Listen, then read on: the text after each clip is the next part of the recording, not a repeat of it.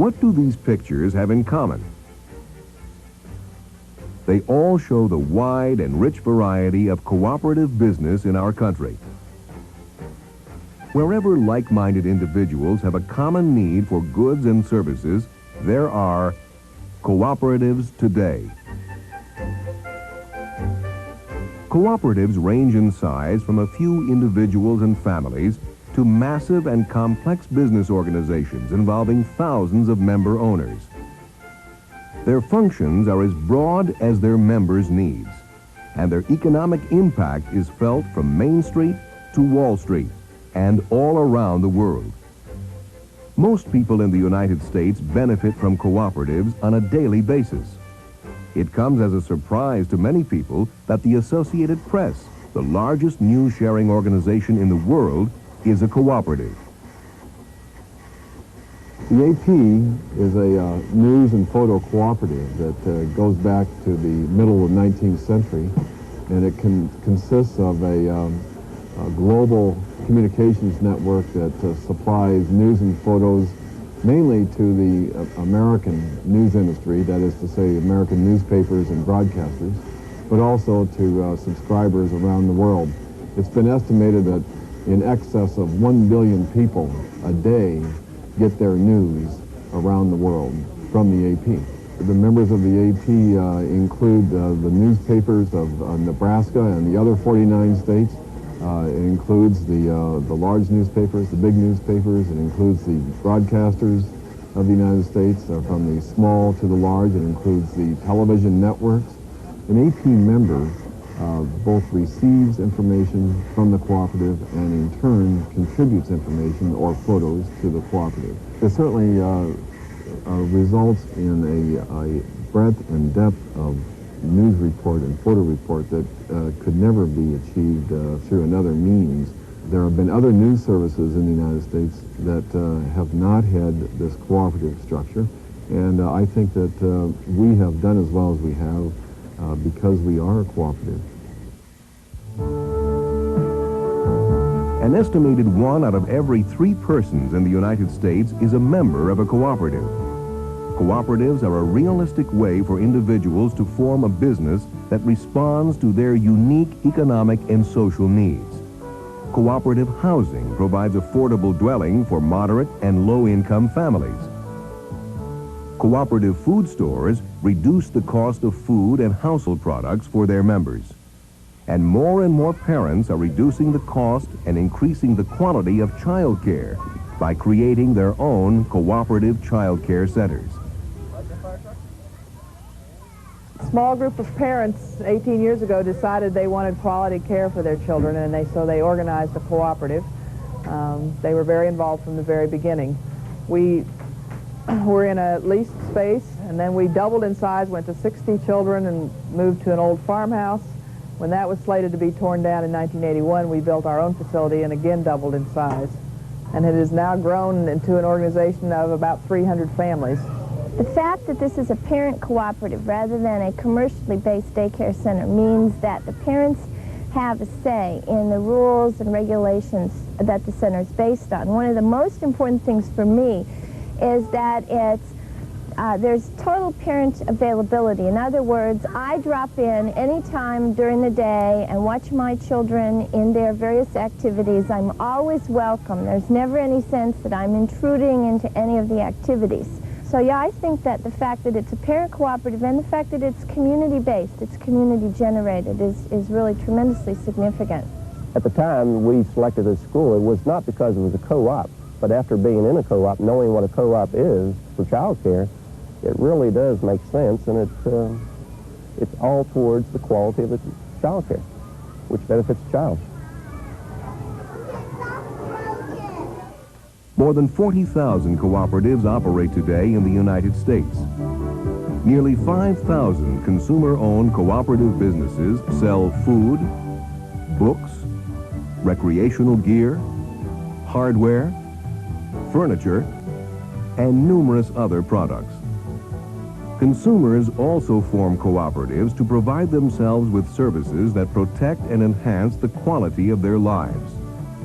Consumer-owned health maintenance organizations, or HMOs, provide efficient health care for 20 million members. More than 18 million Americans are members of mutually owned insurance companies.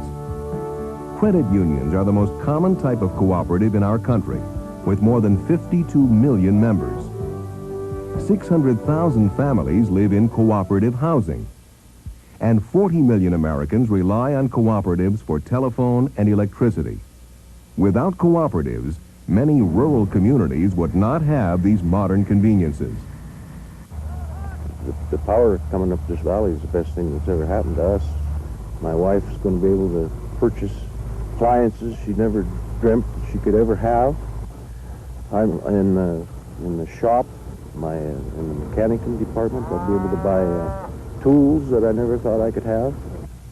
And it's just going to be unbelievable. It's just going to change our lives completely, and it's all for the good.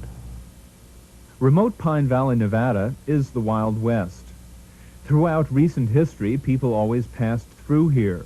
Stagecoaches, cattle drives, even the Pony Express. But very few ever chose to stay and live here. Today, 20 families live in the valley. That's 1 every 4 miles.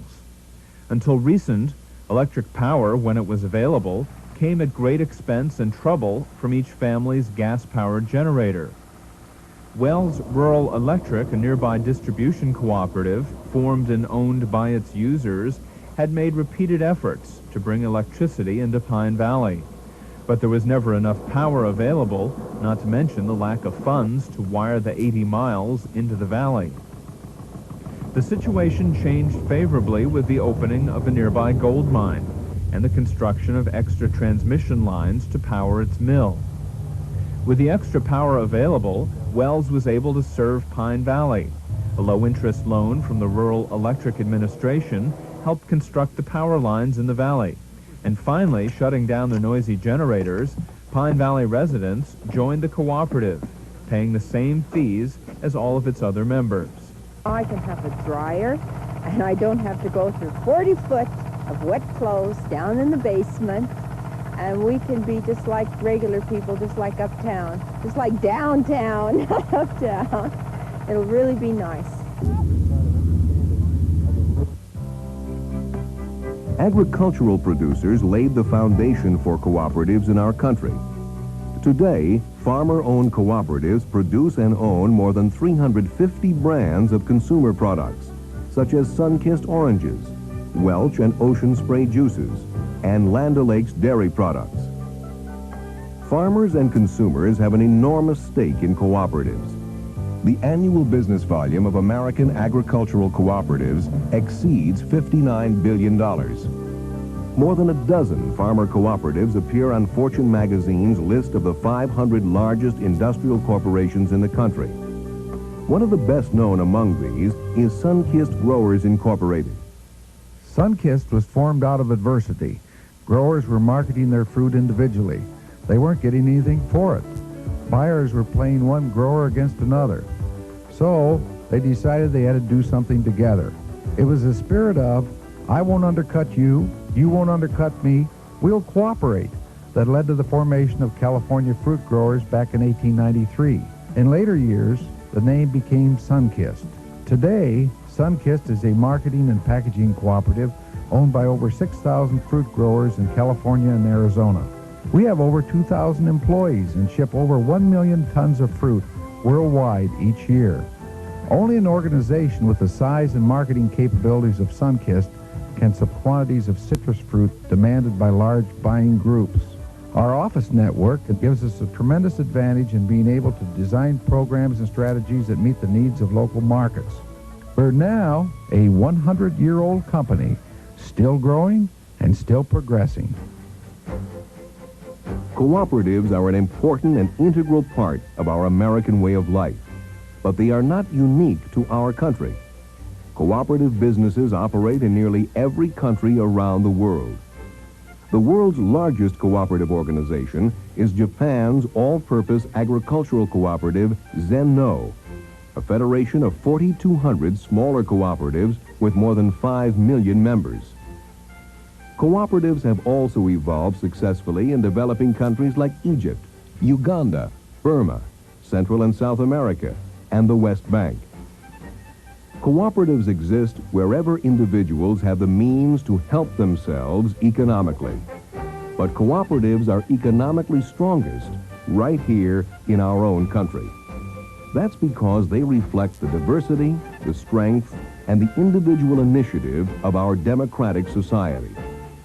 Day to day, nearly everywhere, and nearly every way, cooperatives give benefits to their members and to our entire country. That's the scope of cooperatives today.